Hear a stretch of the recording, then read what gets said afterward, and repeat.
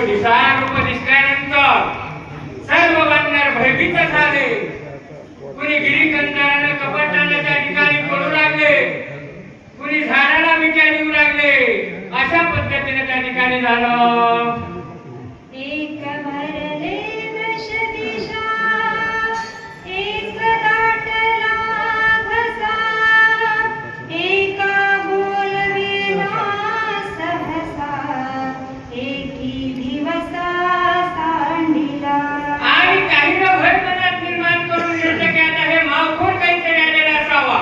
काही तसं दिसायला त्या ठिकाणी पळू लागले. काहीच्या घशातून आवाज सुद्धा बाहेर निघाला. काय म्हणायचंय काय, अशी घटना त्या ठिकाणी झाली. एक सरसावले युद्धासी, एक वृक्षाते हात बसी, एक घेऊनी पर्वतासी, समुख रणासी चालिले. काही न भय मनात काहीच घेतलं नाही.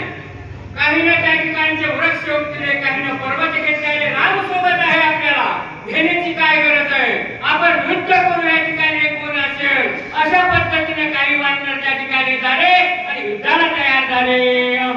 एकी वळील्या मुष्टी, दात खाती करकराटी,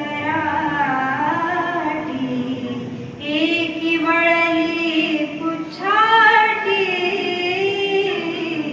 भ्यासुर दृष्टी देखुनी. या व्यासूर दृष्टीला पाहून काही जण घाबरली नाही. त्या ठिकाणी आपल्या वज्रमुठी मिळवल्या, करकर करकर डोळे फुटू लागले. त्या ठिकाणी आलेल्या संकटाचा सहज पद्धतीने आपण सामना करू आणि आलेल्या विघ्नाचं निर्विघ्न करू, असा ठाम निर्णय करून त्या ठिकाणी काही वानर त्या ठिकाणी थांबले.